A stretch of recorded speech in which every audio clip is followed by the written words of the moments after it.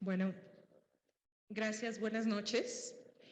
A nombre del Hospital Ángeles del Pedregal, de la Sociedad Médica y en especial del doctor Raúl Pardiñas, presidente de esta sociedad, Victus también, Victus Nutrición, les damos la bienvenida a este simposio sobre retos de la nutrición geriátrica. Sabemos que la nutrición juega un papel determinante en todas las etapas de la vida, pero cobra particular importancia en una etapa tan vulnerable como lo es en la etapa del adulto mayor.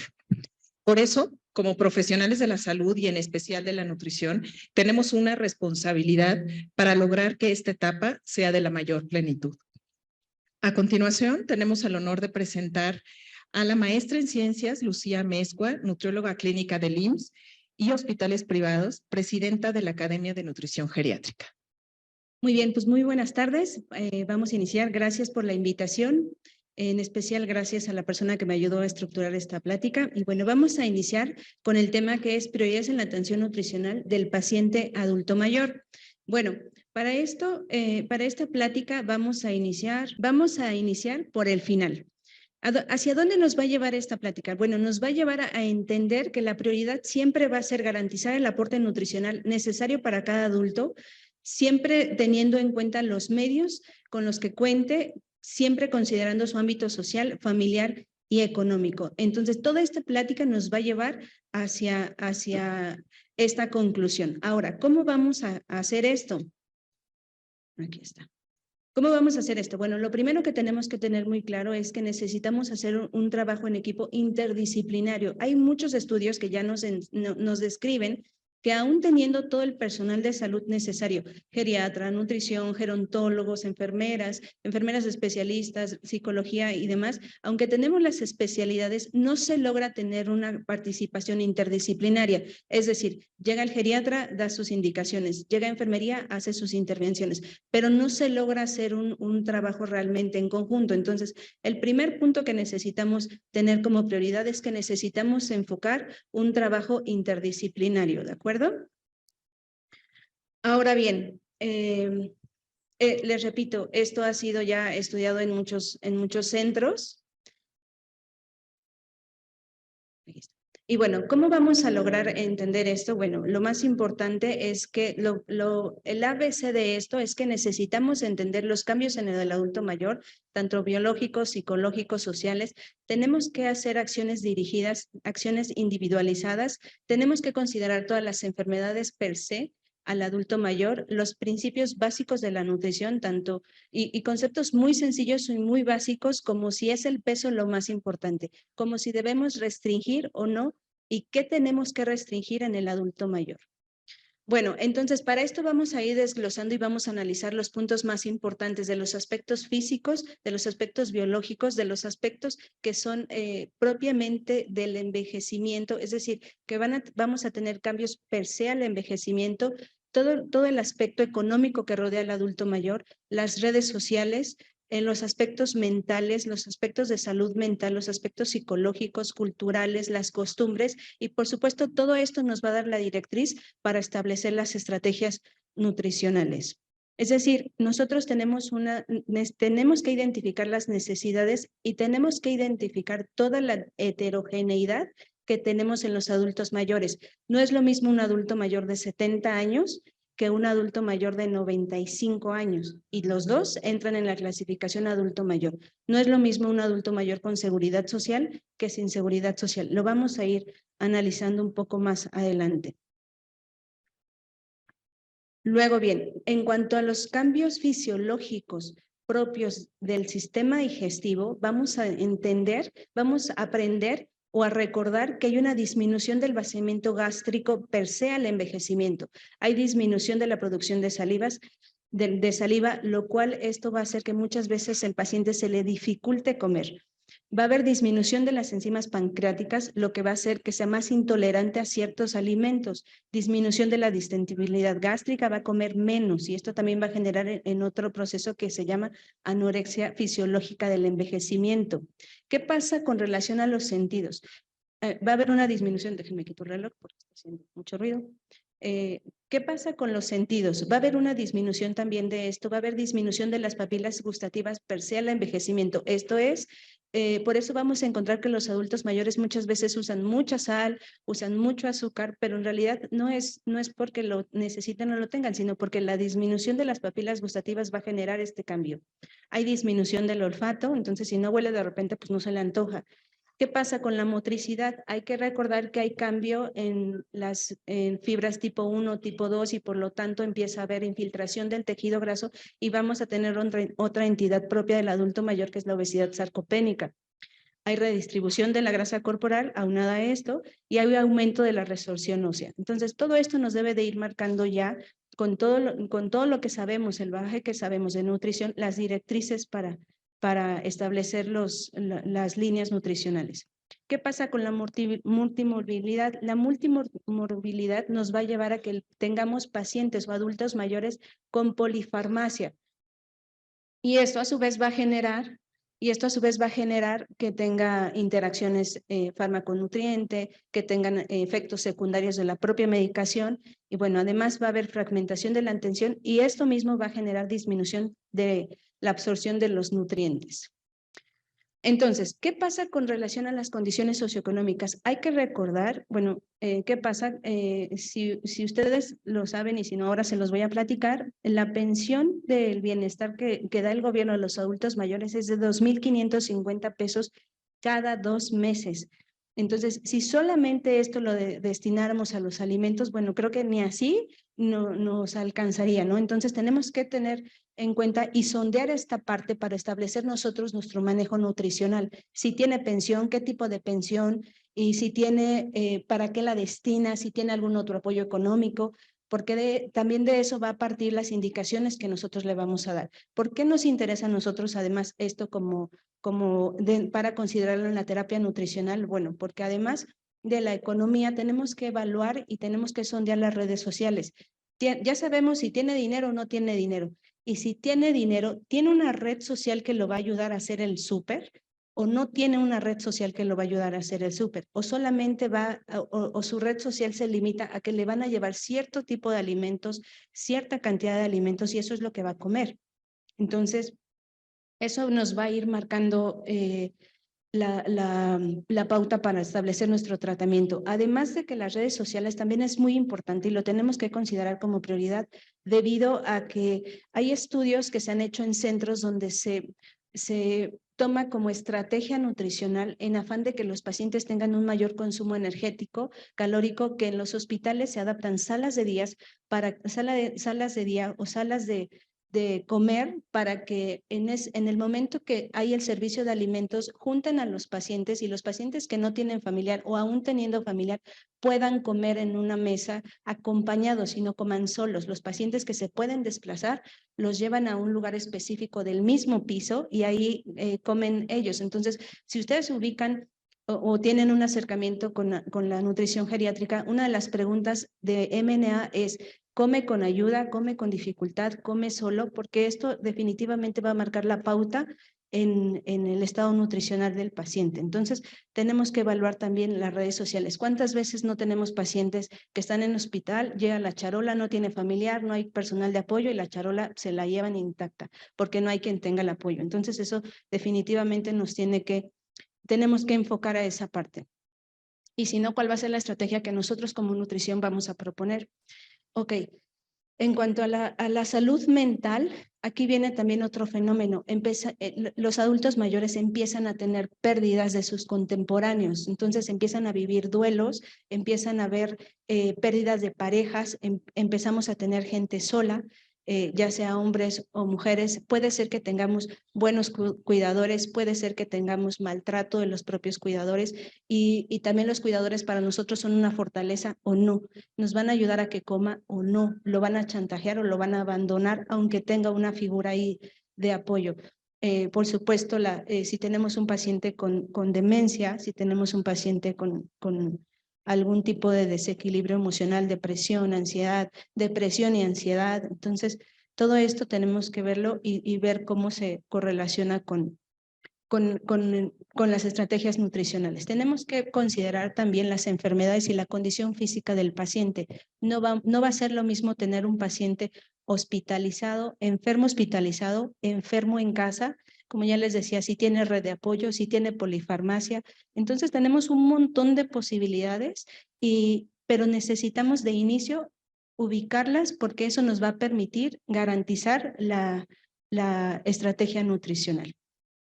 Ok, aquí ya se nos empieza a complicar todavía un poquito más, porque en las enfermedades del adulto mayor vamos a analizar solamente algunos ejemplos, algunos casos que evidentemente no vamos a poder concluir, pero nos va a ayudar para llevarnos de tarea esta reflexión. Entonces, tenemos adultos mayores que pueden tener síndromes geriátricos y además otras enfermedades. Entonces, ¿qué tenemos que aprender a hacer? Tenemos que aprender a priorizar, a marcar las prioridades de las estrategias nutricionales para definir las metas. Es decir, de todo ese conjunto de cosas que tenemos, ¿cuál va a ser nuestra prioridad estratégica? Tenemos un paciente totalmente dependiente, frágil, con sarcopenia, edentulia, con hipertensión, diabetes, con múltiples cuadros de hipoglucemia. ¿Cuál va a ser nuestra prioridad aquí? ¿Va a ser la ganancia de masa muscular? ¿Va a ser la restricción de hidratos de carbono porque ya sabemos que tiene diabetes? ¿Va a ser la restricción de sodio porque tiene hipertensión? ¿Vamos a modificar textura? La respuesta es, tenemos que analizar todo y cada punto. Si está haciendo hipoglucemias, a qué hora, qué medicamento, cuánto está comiendo, y en base a eso vamos a ir aterrizando nuestras indicaciones. Vamos a revisar otro ejemplo. Este ejemplo también es muy importante. Nosotros tenemos un adulto mayor con EPOC, diabetes, hipertensión y obesidad sarcopénica. La pregunta sería, ¿tiene descompensación del EPOC? ¿El paciente está comiendo? ¿El paciente cuando come desatura? ¿Cuánto come? ¿Tiene restricción de líquidos? O si todo eso está resuelto, si no está descompensado el EPOC, entonces sí vamos a enfocarnos a diabetes e hipertensión. O de lo contrario, la diabetes e hipertensión va a pasar a segundo plano y nos vamos a enfocar en hacer una estrategia para que quizá logremos que coma sin que desature tanto, o logremos, no sé, o sea, vamos a tener que analizar de qué manera vamos a establecer el tratamiento nutricional considerando cuál es la prioridad de nuestro paciente.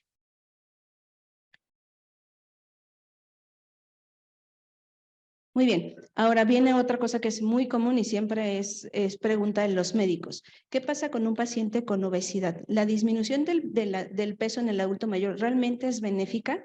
Es benéfica quizá cuando estamos hablando de un problema ortopédico, de un problema articular, pero también tenemos que tener muy claro que tenemos que hacer una pérdida de peso cuando se necesita y tenemos que cuidar que no sea expensa de masa muscular, porque ya sabemos que propiamente por el envejecimiento va a haber una disminución. Y si aún así hacemos un plan de alimentación que favorezca la pérdida de masa muscular y no de grasa, entonces creo que vamos a generar más problemas que ayuda. Ahora, propiamente en el adulto mayor, sí está demostrado que es mejor tener un adulto mayor robusto que un paciente con sarcopenia o frágil. Ahora, lo que debemos de enfocar en el adulto con obesidad sarcopénica, el primer punto a tratar es que necesitamos dirigir los esfuerzos para resolver las cuestiones metabólicas. Es decir, lo más importante es el tema metabólico más que propiamente el peso mismo. Con relación a este tema, está este ejemplo que nos dice, bueno, es un metaanálisis, pero nos dice que hay 1.69 más veces riesgo de morir, 1.69 veces, o sea, es un chorrísimo, y esto es un metaanálisis, de morir por generar pérdida de peso. Y 1.92 veces más, hay también aumenta la mortalidad si tenemos un paciente con albúmina baja, que es otro predictor de desnutrición. Ahora, ya que tenemos todo eso analizado y que ya tenemos todo eso en la mente, tenemos que recordar también que hay principios básicos de la nutrición en el adulto mayor. Es decir, no nos tenemos que quedar ahí, sino tenemos que ir a la evidencia científica. Ya tenemos, solamente les puse aquí algunos ejemplos que este es de Aspen, este es de ESPEN, de la guía de nutrición y demencia. En esta guía justo menciona justo menciona que no debemos hacer restricción de sodio, que no debemos hacer restricción de carbohidratos. Menciona otras cosas, omega 3, suplementos, micronutrimentos y demás. El punto de esta lámina es que necesitamos revisar todo ese contexto que ya hemos platicado, pero tenemos que hacerlo con nutrición basada en evidencia, ¿de acuerdo? Muy bien, entonces para garantizar el aporte nutricional no solamente tenemos que hacer cálculo de calorías, cálculo de proteínas, no tenemos que hacer gasto energético basal, sino más bien las preguntas deben de además abarcar, ¿tiene toda la dentadura? ¿Puede masticar? ¿Tiene disfagia? ¿A qué hora come? ¿Con quién come? Estamos logrando alcanzar todo el requerimiento que necesita. ¿Están esperando a que termine la comida o solamente es rápido, ya come? ¿Cuántas veces come? ¿Tiene la posibilidad de comprar sus alimentos? ¿Es candidato a un complemento? ¿Puede comprar un complemento? ¿Qué complemento le vamos a dar? Y por supuesto, todas estas preguntas, todo este análisis tenemos que bajarlo a nutrición basada en evidencia, buscando lo que más nos convenga. Muy bien, entonces, como ya les comenté, todos estos elementos, si nosotros los juntamos, lo que va a resultar es garantizar el aporte nutricional ideal para cada individuo. Entonces, se oye muy sencillo, pero la verdad es que es una cosa tremenda. Muy bien, pues yo vengo por parte, como les comentó Tony, de la Academia Mexicana de Nutrición Geriátrica. Somos de recién fundación, estamos creciendo cada vez más. Los invito a que entren a nuestras redes sociales, ahí estamos publicando, hay un chat y demás. Entonces los invito francamente a que nos sigan y ahí vamos a tener más eventos y más capacitaciones también como estas. Muchas gracias. A continuación, me gustaría presentar a la maestra en Nutriología Aplicada, Jimena Sandoval Espín, de la Universidad Iberoamericana, colaboradora del Seminario Permanente del Grupo Mexicano de Antropología de la Alimentación. Muchas gracias. Buenas tardes, noches a todos. Agradezco al comité organizador la invitación para participar en este simposio. Y el tema que les voy a compartir el día de hoy es sarcopenia en el paciente polimórbido. Ya con la plática de la maestra Lucía tenemos una pequeña introducción al tema de sarcopenia y la severidad de este síndrome geriátrico en la población adulto mayor. Bien, entonces sabemos que la multimorbilidad es la presencia de 2 o más padecimientos crónicos en un mismo individuo. ¿Y cuál es la relevancia de abordar de manera adecuada la multimorbilidad en un paciente geriátrico? En primer lugar, tenemos que priorizar la atención para identificar, como ya lo mencionaba en su plática la maestra Lucía, cuál va a ser la prioridad del tratamiento o de la intervención, en este caso la intervención nutricia. También es importante mantener la autonomía del paciente, recordar que no nada más nos interesa mejorar indicadores clínicos, sino en general de calidad de vida y de bienestar en el adulto mayor. Identificar también cuáles pueden ser las influencias recíprocas entre las distintas enfermedades crónicas coexistentes, cuáles son los mecanismos fisiopatológicos en común de las distintas enfermedades crónicas y también identificar cuáles podrían ser algunas interacciones principalmente farmacológicas del tratamiento de estas enfermedades. Y por último, también nos importa reducir la carga del tratamiento. ¿Qué ocurre cuando el abordaje de la multimorbilidad en el adulto mayor no es adecuada?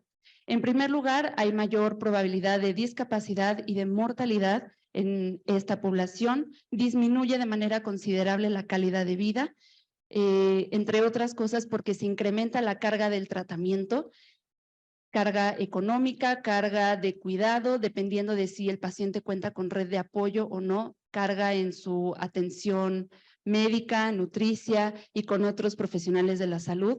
Y normalmente estas cargas en el tratamiento se provocan porque hay una descoordinación entre los proveedores de servicios de salud, no hay una comunicación clara, adecuada de cuáles son las prioridades de atención y los tratamientos a priorizar.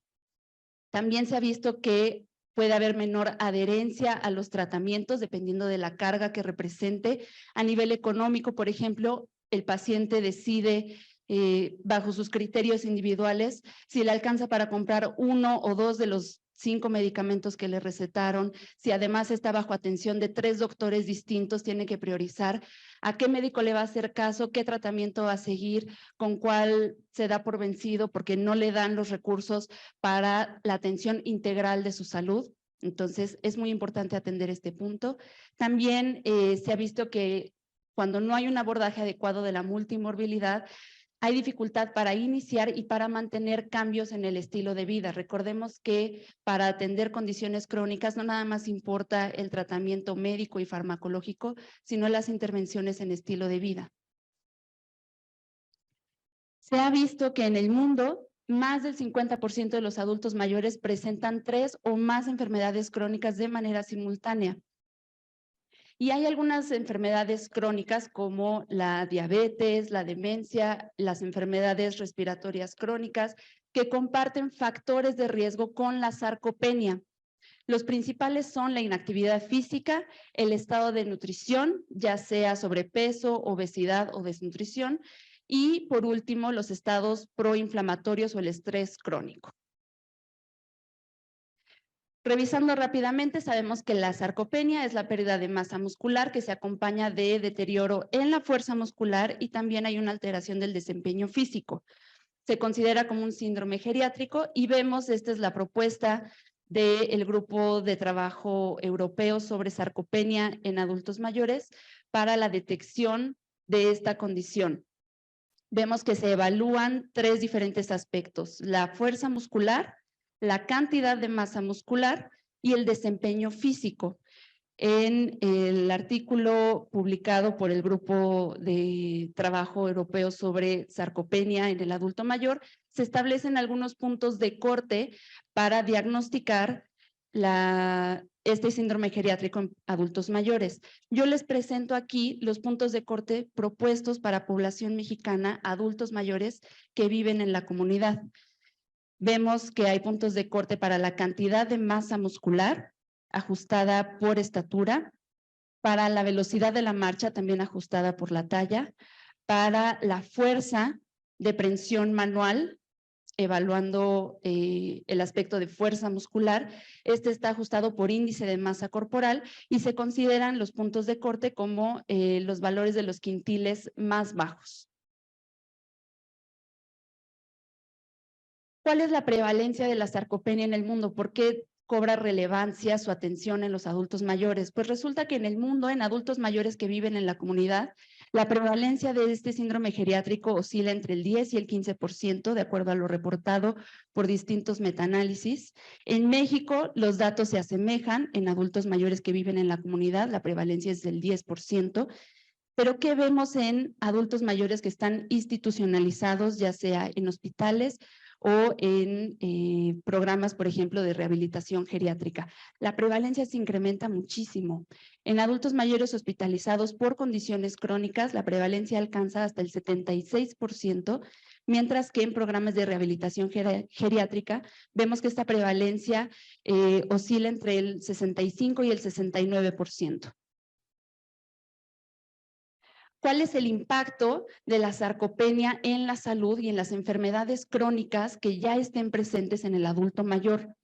Vemos que incrementa el riesgo de deterioro cognitivo y aquí por eso está indicado con un asterisco. Lo que se ha observado en distintos estudios es que hay una asociación o una relación entre la presencia de sarcopenia y el deterioro cognitivo. Sin embargo, no se han explorado al 100% los mecanismos fisiopatológicos de cómo es que influye una condición en la otra. Este es un área de oportunidad de estudio muy importante. También se ha visto que la sarcopenia incrementa el riesgo de síntomas depresivos, también influye en el deterioro funcional, incrementa la dependencia del cuidado de terceras personas para actividades básicas e instrumentales de la vida diaria, incrementa el riesgo de caídas y fracturas con sus respectivas complicaciones, también empeora los síntomas de cardiopatías y enfermedades respiratorias crónicas y por último incrementa el riesgo de mortalidad por todas estas causas. Se nota incrementado el riesgo de mortalidad en pacientes que están hospitalizados por alguna enfermedad aguda. Les comentaba que hay algunos factores de riesgo compartidos entre ciertas enfermedades crónicas y la sarcopenia. Vamos a explorar rápidamente estos tres principales: el comportamiento sedentario y la actividad física, la malnutrición y la inflamación. De acuerdo a lo reportado por un estudio de metaanálisis, se ha visto que con cada hora adicional de comportamiento sedentario se incrementa en 33% la probabilidad de desarrollar sarcopenia. Esto es súper relevante, hablando de una perspectiva de envejecimiento saludable. ¿Cómo empezamos con la modificación de hábitos y de estilo de vida desde etapas tempranas? Sí, cuando llegamos a la etapa de envejecimiento hay algunos cambios fisiológicos que van a favorecer la aparición de ciertas condiciones, pero si yo inicio con cambios en el estilo de vida en etapas tempranas, puedo prevenir el desarrollo de estilos de vida sedentarios, por ejemplo, que tienen un alto impacto en la sarcopenia en particular. Se ha visto que sí, el tener un comportamiento sedentario incrementa el riesgo de enfermedades crónicas, pero también se ha visto que la presencia de enfermedades crónicas favorece en algunos casos los comportamientos sedentarios. Y les presento aquí algunas cifras recopiladas de este estudio de metaanálisis que incluyen estudios de todo el mundo. Cuando se presenta insuficiencia cardíaca crónica, hay una menor capacidad para realizar el ejercicio per se. Eso va a favorecer condiciones como la inactividad física, que se refiere al no alcanzar las recomendaciones de actividad física específicas para cada grupo etario, y también se va a favorecer el comportamiento sedentario. Se ha visto que en pacientes con demencia pasan el 72% del día en actividades de comportamiento sedentario. 72% del día. Eso acumulado a lo largo de los años incrementa el riesgo no nada más de enfermedades crónicas y de sarcopenia, sino de complicaciones mucho más severas, acabando por supuesto en el riesgo de mortalidad. En pacientes con diabetes mellitus, el tiempo promedio dedicado a actividades sedentarias es de 9 horas al día, y en enfermedades respiratorias crónicas vamos a tener intolerancia al ejercicio. ¿Por qué? Porque dependiendo del tipo de ejercicio que se realice, se pueden exacerbar los síntomas de enfermedades respiratorias crónicas. Esto es un escenario complicado, parece fatídico, pero hay soluciones. Vemos ahora el factor en común de la malnutrición. Vamos a tener algunos factores que modifican la cantidad y la calidad de la masa muscular. Hablando de desnutrición o de síndrome de mala absorción, esto tiene un impacto directo en la cantidad de masa muscular. Se va a ver disminuida de manera importante, y lo mismo ocurre cuando se presenta anorexia por interacción farmacológica. ¿Qué ocurre con el sobrepeso y la obesidad? Van a afectar la calidad del tejido muscular porque hay infiltración de tejido adiposo en las fibras musculares. Por último, el factor de inflamación. Los estados proinflamatorios sistémicos se han asociado con disminución tanto en la masa como en la fuerza muscular, particularmente en adultos mayores que ya llevan varios años con el diagnóstico de estas enfermedades crónicas. ¿Y qué es lo que ocurre? Que a través del estrés oxidativo se incrementa la activación de procesos catabólicos, tanto la secreción de citoquinas proinflamatorias como la infiltración de tejido muscular, infiltración de grasa en el tejido muscular. Todo esto acumulado favorece las complicaciones tanto de estas enfermedades crónicas como de la sarcopenia. Vamos a ver cómo es que coexisten estas dos condiciones, la multimorbilidad y la sarcopenia. Se ha visto que la prevalencia de sarcopenia es significativamente mayor en algunas enfermedades crónicas, en la diabetes mellitus, en demencia y en enfermedades respiratorias crónicas, independientemente del criterio que se utilice para diagnosticar la sarcopenia. Yo les presentaba la propuesta de diagnóstico del Grupo Europeo de Trabajo sobre Sarcopenia en Adultos Mayores, pero hay otros criterios diagnósticos para la sarcopenia. Independientemente de cuál utilicemos, se ve que la prevalencia de sarcopenia es aún más incrementada en estas condiciones. Y vamos a ver, les decía, no es un escenario pues poco prometedor, pero hay soluciones. Respecto al manejo de la sarcopenia, cuando ya hay presente enfermedad renal crónica, se sugieren dos tipos de intervenciones. El primero es un programa de actividad física que incorpore ejercicio aeróbico y de resistencia muscular. Y por otro lado, los ejercicios multicomponentes, es decir, los que trabajan más de un aspecto del ejercicio al mismo tiempo, ejercicios de fuerza, de balance y de flexibilidad en un mismo tipo de actividad física. Se vio en un ensayo controlado y aleatorizado que los programas de intervención con un mínimo de 12 semanas, en donde las sesiones de ejercicios son entre sesiones de diálisis, han tenido un mejor impacto en la ganancia de masa muscular. Estos programas se realizaron a intensidad leve a moderada. Cuando hablamos del componente de ejercicio aeróbico, la sesión duró 30 minutos, más 10 minutos adicionales cada 4 semanas hasta terminar el programa de 12 semanas. ¿Y qué se observó? Que disminuyó la prevalencia de sarcopenia en pacientes que tenían enfermedad renal crónica, etapas 1 a 3. Se mejoró el desempeño físico. En etapas 3 a 4, lo que se vio es que incrementó la masa libre de grasa, sobre todo en extremidades inferiores, y que disminuyó la masa grasa visceral, la circunferencia de cintura y la media de presión arterial. Entonces vemos que el impacto de un programa de actividad física va más allá del mejoramiento de síntomas de la enfermedad crónica presente. ¿Y qué pasa con la intervención nutricia? Se ha visto que la nutrición vía oral entre sesiones de diálisis tiene un efecto positivo en cuanto al favorecer los procesos anabólicos. Nos interesa sobre todo la formación de tejido muscular en pacientes con enfermedad renal crónica.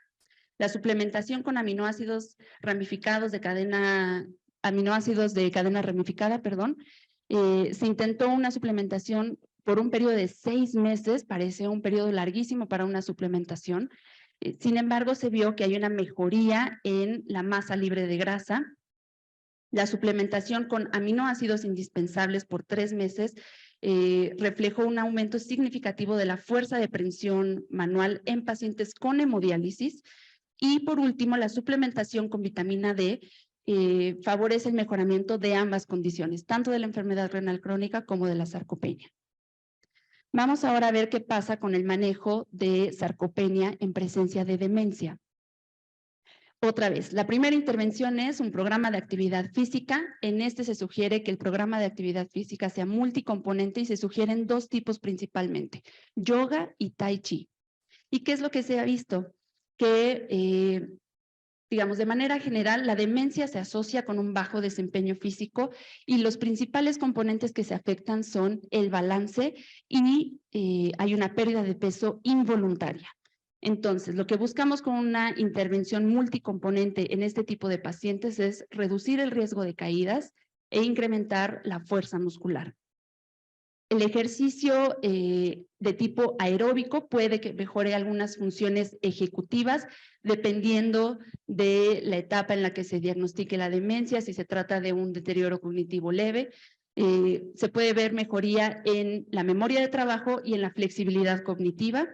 Y por último, no menos importante, el realizar un programa de actividad física multicomponente tiene un impacto también en el comportamiento prosocial. En cuanto a la intervención nutricia, ¿qué vemos? Se ha visto con frecuencia en pacientes que tienen demencia que presentan disfagia o dificultad para deglutir. Entonces, esto incrementa el riesgo de desnutrición porque no se alcanza la ingestión diaria recomendada de macro y de micronutrimentos y también incrementa el riesgo de neumonía por aspiración. ¿Cuál es el enfoque de la intervención nutricia en estos casos?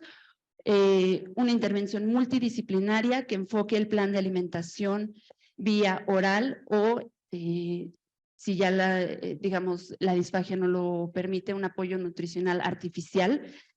Si es alimentación vía oral, la modificación de consistencia de la dieta, y si la alimentación está siendo vía enteral, igual una modificación o un ajuste en la textura para evitar atragantamiento. Si además incorporamos estrategias como la fortificación de alimentos, adicionar ingredientes a preparaciones comunes para incrementar su densidad energética y su densidad nutrimental, es una opción extra, así como la suplementación vía oral. ¿Qué pasa con la sarcopenia en presencia de diabetes? Se sugiere en este artículo que les presento una suplementación con estos 4 distintos elementos, con beta-hidroximetilbutirato, con leucina, glutamina y arginina. Y vemos ahí los efectos que tienen para algunos aspectos de la sarcopenia y de la diabetes. Vemos que en general la suplementación con beta-hidroximetilbutirato tiene un efecto positivo en la prevención de estados inflamatorios, en incrementar la síntesis de masa muscular, la síntesis proteica en este tejido, reduce el deterioro o la pérdida de masa muscular, y vemos que no tiene un efecto en la tolerancia de glucosa. Sin embargo, la leucina sí lo tiene. Entonces, ¿cuál es la intervención que propone este trabajo de investigación? Una suplementación combinando beta-hidroximetilbutirato, leucina, arginina y glutamina. ¿Qué ocurre con la suplementación combinada y simultánea de hidroximetilbutirato, glutamina y arginina? Que se acorta significativamente el tiempo de curación de úlceras de pie diabético. ¿Por qué? Porque se estimula la formación de colágeno endógeno. También se mejoran algunos parámetros hematológicos, incrementa la concentración de albúmina y prealbúmina séricas, y también se ha visto que mejora la fuerza de extremidades tanto superiores como inferiores, pero en específico en extremidades inferiores se vio un incremento en la circunferencia de pantorrilla, que nos habla de la reserva de masa muscular en el paciente, y también un incremento en la fuerza de prensión manual. En enfermedades respiratorias crónicas como EPOC, ¿cuál es la intervención sugerida? A nivel de programa de actividad física, un entrenamiento de rehabilitación pulmonar que incluye entrenar patrones ventilatorios, tanto diafragmáticos como costales. Esto va a permitir disminuir tanto la fatiga como la disnea al momento de estar realizando la actividad física, y eso nos va a permitir continuar con un programa de ejercicio aeróbico, separado del componente de resistencia muscular. El ejercicio aeróbico se podrá realizar en una sesión continua o en intervalos separados de mínimo 10 minutos cada uno, con la meta de alcanzar 30 minutos en un día. Por último, vemos que este tipo de programas de actividad física con ejercicio aeróbico y de resistencia muscular induce la regresión de fibras musculares a metabolismo oxidativo, como el que tienen las fibras tipo 1, lo cual significa que se incrementa la capacidad mitocondrial en las fibras musculares. Y por último, se ha contemplado la posibilidad de utilizar terapias de estimulación eléctrica neuromuscular en ciertos grupos musculares específicos. En cuanto a la intervención nutricia, vemos que por la condición de EPOC o de enfermedad pulmonar obstructiva crónica, hay un hipermetabolismo y hay además un incremento en el recambio proteico. Eso significa que la dieta debe ser hipercalórica e hiperproteica, pero además se ha visto que complementar con aminoácidos de cadena ramificada, específicamente con leucina y BET y su metabolito hidroximetilbutirato, tiene un efecto positivo en la síntesis proteica y formación de nuevo tejido muscular. Asimismo, se recomienda incorporar ácidos grasos poliinsaturados, específicamente omega 3. ¿Por qué? Porque modulan los procesos inflamatorios que ya hay en el cuerpo por la enfermedad crónica, incrementan también el metabolismo mitocondrial y afectan de manera positiva la síntesis proteica. Y por último, la suplementación con vitamina D mejora ambas condiciones.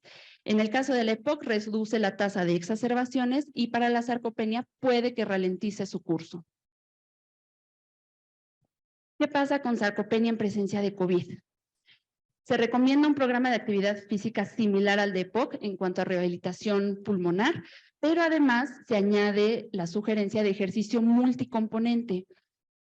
En el ejercicio multicomponente lo que se recomienda es acumular entre 200 a 400 minutos a la semana de ejercicio aeróbico, distribuidos en una carga de 20 a 30 minutos al día a lo largo de 5 o 7 días de la semana, a una intensidad moderada, es decir, trabajando a un 65 a 75% de la frecuencia cardíaca máxima. Los ejercicios del componente de resistencia se recomiendan de 2 a 3 días de la semana que no sean consecutivos. Y por último, se recomienda un mínimo de 5 minutos de ejercicios de balance.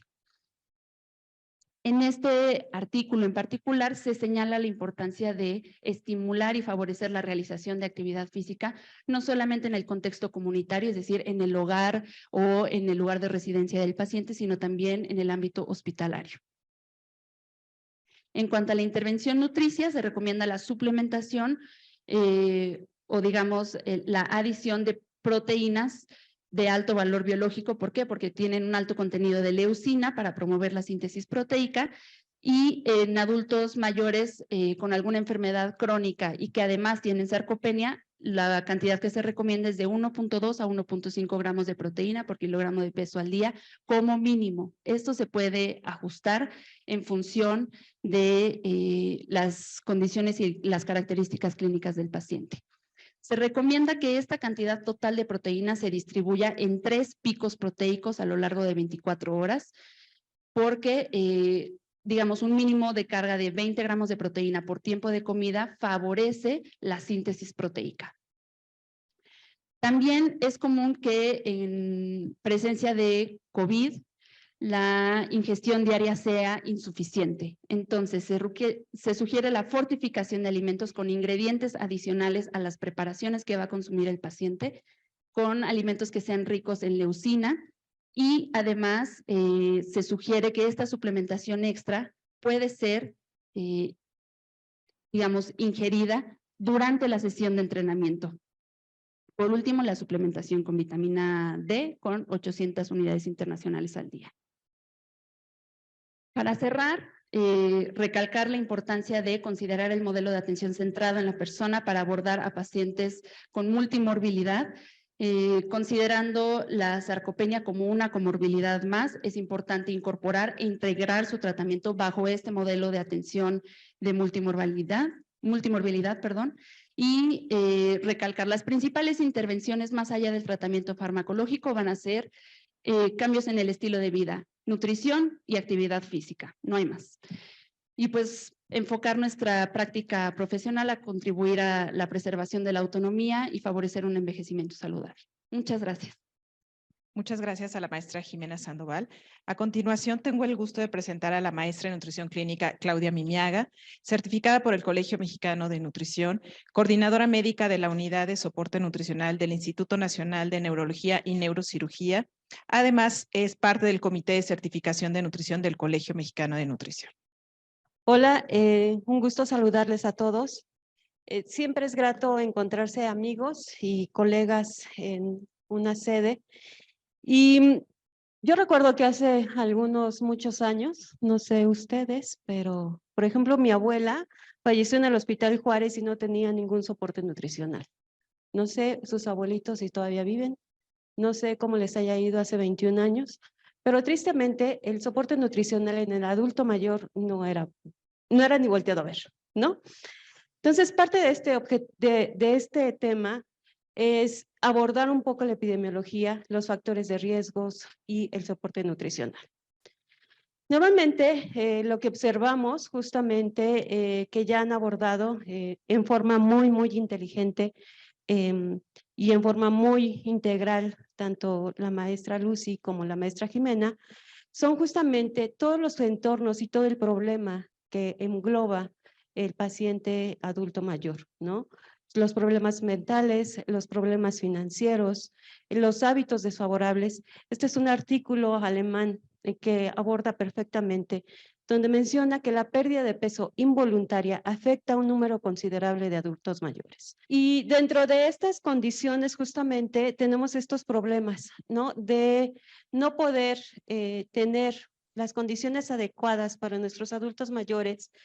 Y la pérdida de peso involuntaria, ¿no? Que ya han mencionado, afecta a un número muy importante de adultos mayores.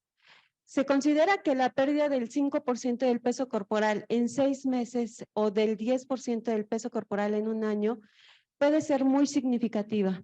Y esto es relevante porque en nuestros hospitales tenemos cerca de una prevalencia de 78%, de acuerdo a la ASPEN, en estos dos artículos reportados, donde mencionan que las principales causas son condiciones médicas como el cáncer, como la insuficiencia cardíaca crónica, hasta en un 70%, condiciones psiquiátricas como las que ya nos mencionaba Jime, hasta en un 20%, pero 25% no son identificables y eso es muy importante porque entonces estamos dejando de ver a nuestros adultos mayores.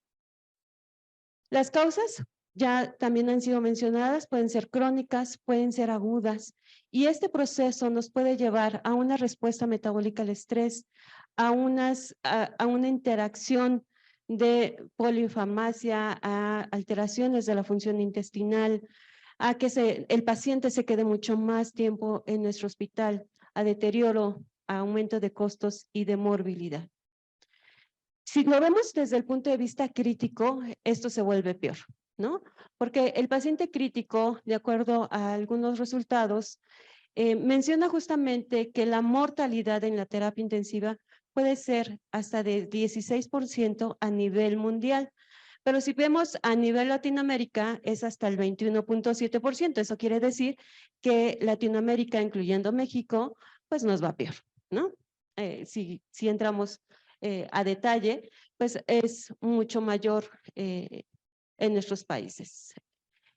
¿Cuál es el triage? Y este es un problema también serio, porque normalmente en la actualidad no tenemos una combinación ideal de factores pronósticos independientemente asociados a los beneficios en los cuidados intensivos. Y por lo tanto, pues se basa mucho en cuántas comorbilidades tiene el paciente, qué tan agudo está la enfermedad, el estado de fragilidad, de independencia, de síndrome, sarcopenia, delirio en demencia y muchos otros más. Y entonces esto hace que decidan a veces que no son candidatos a una terapia intensiva. Y esto incrementa, por lo tanto, la fragilidad hasta en un 48%, que se considera justamente como predictor independiente de la mortalidad en las terapias, y la tasa de mortalidad hace que se incremente hasta en un 69%. Pero la mediana del tiempo justamente de sobrevida después de la admisión a la terapia es menor y la mortalidad a los 3 y 6 meses es mayor. Y por eso se vuelve muy complicado atender a nuestros pacientes. Si consideramos la fragilidad, la sarcopenia y todos los factores que ya han sido mencionados, entonces se han hecho estudios en donde se da el seguimiento a estos pacientes posteriormente a un año y se ha descubierto que con todas las causas se puede incrementar justamente la mortalidad hasta en un 82%. Esto va a provocar un reingreso hospitalario, eventos adversos principalmente, y esto está relacionado justamente con las puntuaciones SOF y Apache, que van a calificar puntajes mucho más altos y van a asociarse con resultados clínicos deficientes en este tipo de pacientes. Los adultos mayores, a diferencia de los adultos, ¿no? Normalmente van a tener una doble mortalidad. Los pacientes de 45 años tienen una mortalidad de 36.8 versus 14.8. Y esto, pues, principalmente tiene una repercusión. Y me llama mucho la atención este dato, porque el 35% de los pacientes adultos mayores que egresan a un área de atención posterior a la alta, llamados casas de reposo o asilos, tienen pues mucho más necesidad justamente de ser atendidos desde el punto de vista nutricional. Y estos pacientes que sobreviven, que se encuentran en casas de reposo, vean, incrementa la mortalidad hasta en un 31% versus los que egresan a su domicilio. ¿Esto qué quiere decir? Que tal vez no estamos poniendo atención ni estamos teniendo la atención suficiente desde el punto de vista nutricional en los asilos o en las casas de reposo para que nuestros pacientes tengan mayor mortalidad. Y es un área de oportunidad para los nutriólogos para hacer atención en estas pues casas, ¿no? O en estos asilos. Normalmente, ¿por qué no volteamos a ver? Pues porque el soporte nutricional, cuando les mencionó Jime y les mencionaba Lucy, ¿cuáles son esas consecuencias de no tener recursos económicos, de no tener una red de apoyo? Pues obviamente es que el soporte nutricional no es prioridad. Si ustedes le preguntan a sus adultos mayores en qué gastan el dinero del INSABI, de todas estas cosas, hay por ahí un estudio que dice que todavía mantienen a sus hijos, ¿no? Y muchos dicen por ahí que sí es cierto. Así que no lo digo yo. Y esto es muy importante porque entonces, imagínense si todavía pagan con ese dinero la luz, obviamente el soporte nutricional no es prioridad. De ahí que la terapia nutricional se administra principalmente como como suplementos, como nutrición enteral, y estos son principalmente para fines médicos especiales. De acuerdo a las definiciones, ¿no?, que se han publicado ya hace algunos años, estos están desarrollados para proporcionar justamente soluciones en formas densas desde el punto de vista calórico y proteico, en forma de líquidos, en forma de polvos, de cremas, de pudines, etcétera. Y lo que busca justamente es cubrir esas alteraciones en el proceso de ingestión, en el proceso de metabolismo, etcétera, en quienes se modifican las condiciones dietéticas y que no son suficientes para los pacientes. Principalmente, algo que no debemos de olvidar, ¿cuál es el objetivo de dar un soporte nutricional y cuál es el objetivo de dar una terapia bien enfocada? Principalmente es la provisión de cantidades óptimas de proteína dietética, como ya lo mencionaron, y que finalmente se va a sintetizar como una proteína celular, principalmente para cuidar estas cosas. Debemos de cuidar la cantidad de proteína proscrita e ingerida. Ya mencionaban justamente la calidad es muy importante. La proporción de macronutrientes, cómo se distribuyen, el valor biológico, súper importante, la funcionalidad del tracto digestivo y el conjunto de aminoácidos extracelulares. Tenemos muchas fuentes de proteína, las más utilizadas por parte, pues tristemente, de nuestras instituciones de salud. La única fórmula, la única fuente de proteína que existe en cuadro básico del Seguro Social, la 022, la 2739, la 5391, la 5392, ¿no? Todas son caseinato de calcio, ¿no? No me dejarán mentir. Y tristemente, esta es de lenta digestibilidad, esta tiene un efecto sostenido de síntesis y tiene 8.5% de leucina, lo cual no es mala, tiene ciertas condiciones, es una buena fuente, pero al final tenemos hoy nuevas fuentes de proteína como el suero de leche, que tienen una rápida digestibilidad, que tienen una fuente mucho más elevada de leucina y que tiene un estímulo rápido postprandial de menos de 4 horas, lo cual beneficia a nuestros pacientes adultos mayores y que tenemos que voltear a ver también otras nuevas fuentes.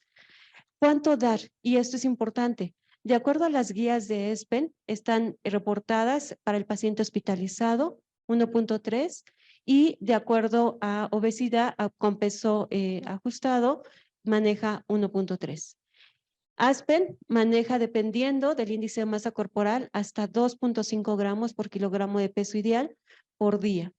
Sin embargo, esto hay que individualizarlo y esto es muy importante porque dependiendo de las condiciones, Jimé nos hablaba ya de algunas enfermedades en cuanto a sarcopenia, como EPOC, como insuficiencia renal crónica o en etapas incluso con diálisis. Esto es importante porque no hay que restringir en una forma severa las proteínas, porque hay que redistribuir y algo que también tenemos que cuidar son las fuentes de sodio, de potasio y de otros componentes, dadas las modificaciones que tiene, como mencionaba muy bien Lucy, igual debido a las condiciones físicas normales, ¿no?, del envejecimiento. Hay que cuidar mucho y muy de cerca el tipo de fuentes de hidratos de carbono. Las dietas, ¿no?, altas en sodio predisponen una sobrecarga hídrica en nuestros pacientes y esto puede incrementar la descompensación en algunas enfermedades. Hay que cuidar la suplementación con fórmulas justamente densas, ¿no?, que vayan de 1.5 a 2 calorías por mililitro, que aporten ácidos grasos omega, que vigilemos los líquidos o los aportes hídricos, y esto es muy importante. Yo aquí seguido me topo hasta con mis alumnos y yo no sé si les pasa a ustedes lo mismo.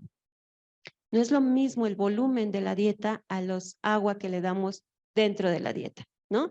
Una dieta concentrada, yo tengo una dieta de 350 calorías en un volumen de 200 mililitros o de 250, obviamente vamos a tener menos agua. Y cuando hacemos ese cálculo nos damos cuenta que estamos provocando deshidrataciones en nuestros pacientes o desequilibrios hidroelectrolíticos. Entonces, esto es muy importante tener claro esa diferencia entre el aporte de volumen y el aporte de líquidos. Y esto a veces hace que nosotros solitos le demos en la torre con deshidrataciones o con hemoconcentraciones importantes. La suplementación de algunas otras fuentes, de algunas fuentes importantes de vitaminas que a veces no alcanzan a cubrirse, esto es muy importante. ¿Cuánto suplementar mínimo? Pues se dice que al menos 200, incluso hasta 1000 calorías, dependiendo de las necesidades de nuestro paciente. Dentro de las cosas que hay que cuidar justamente son las prevenciones secundarias post-terapia intensiva, post-hospitalar. ¿Por qué? Porque son importantes para evitar evitar esa desnutrición, evitar esa pérdida de masa muscular a nivel de pacientes, familiares, cuidadores. Ese vínculo que hemos mencionado las tres de interdisciplinariedad para poder justamente dar pues condiciones adecuadas de nuestros pacientes, integrar bien todos los componentes, evitar obesidades, evitar desnutrición, evitar esa sarcopenia y fragilidad que es tan frecuente en nuestros pacientes. De ahí que sea muy indispensable, muy importante, una evaluación nutricional adecuada, cuidar un aporte adecuado igual de tratamiento nutricional durante un periodo de hospitalización va a ayudar a la prevención de desnutrición y a la pérdida progresiva de la masa muscular. Y el tratamiento nutricional junto con la terapia física se ha visto que mejora y previene o revierte la discapacidad e incluso disminuye el riesgo de muerte a causa de la enfermedad per se. Pues muchísimas gracias, un gusto saludarles. Muchas gracias a la maestra Claudia Mimiaga. Y por último, quiero darle la bienvenida a la licenciada de nutrición Tatiana Moreno. Ella es egresada de la Universidad Nacional de Colombia y es especialista clínica para Megalabs USA Victus Nutrición. Antes que nada, muchísimas gracias a Victus por esta invitación, por permitirme esta alegría de estar acá en este lanzamiento y no puedo avanzar sin antes agradecer a las licenciadas y a las maestras que nos hicieron esta noche todo un paseo reconociendo esas necesidades tan importantes que tiene no solamente el adulto mayor, sino cómo frente a la presencia de enfermedad vamos a tener unas necesidades bien especiales que va a ser importante cubrir a través de la alimentación, pero donde en ocasiones la suplementación nutricional oral va a tener un rol muy importante. Y es por eso que ha llegado la hora de conocer Enterex Protical. Es para mí todo un privilegio presentar esta noche un nuevo integrante de nuestro portafolio que aterriza en México y que viene a cubrir una necesidad muy importante de aquellos pacientes con diferentes patologías, con patologías que son consideradas de desgaste y que sabemos que va a afectar de forma muy importante la reserva muscular de nuestros pacientes, impactando en los resultados clínicos. ¿Y qué es o qué caracteriza a Enterex Protical?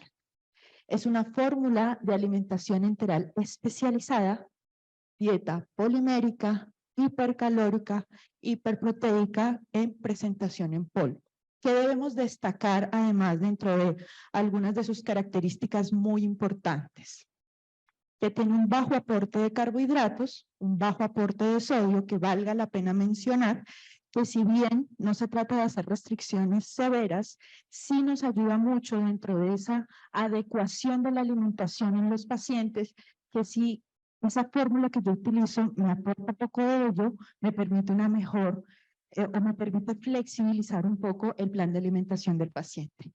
Y que además está enriquecido con vitaminas y minerales en poco volumen para cubrir esos requerimientos especiales. ¿Cuál es el enfoque? Y como pudimos ver en las presentaciones y en las conferencias, definitivamente vamos a tener personas con requerimientos elevados de calorías, de proteínas, pero que tenemos un reto bien importante y es la restricción de volumen, el ajuste en el aporte de sodio y de carbohidratos. Y es ahí donde tenemos a nuestro paciente adulto mayor, que si bien sabemos que va a haber un proceso de sarcopenia primaria, las diferentes patologías, y enfocándonos un poco a este paciente cardiópata, neumópata o nefrópata, va a haber una aceleración de ese desgaste de la reserva muscular que de alguna manera va a ser muy importante contrarrestar. Ahora, ¿cómo se prepara? ¿Qué nos aporta Enterex Protical? Entonces, en su dilución estándar vamos a tener que vamos a añadir 3 medidas o 60 gramos de polvo en 150 ml para obtener un volumen aproximado de 200 mililitros y vamos a obtener una fórmula nutricional que nos va a aportar alta densidad energética, un alto aporte de proteínas, donde valga la pena mencionar que son proteínas de alto valor biológico, que tiene un bajo aporte de carbohidratos, bajo aporte de sodio, electrolitos. Creo que la mayoría de ustedes ya pudieron probar Enterex Protical y podríamos decir que definitivamente con un delicioso sabor y sin azúcar añadida. ¿Cuál es esa información nutricional? Lo que vamos a encontrar en esos 200 mililitros.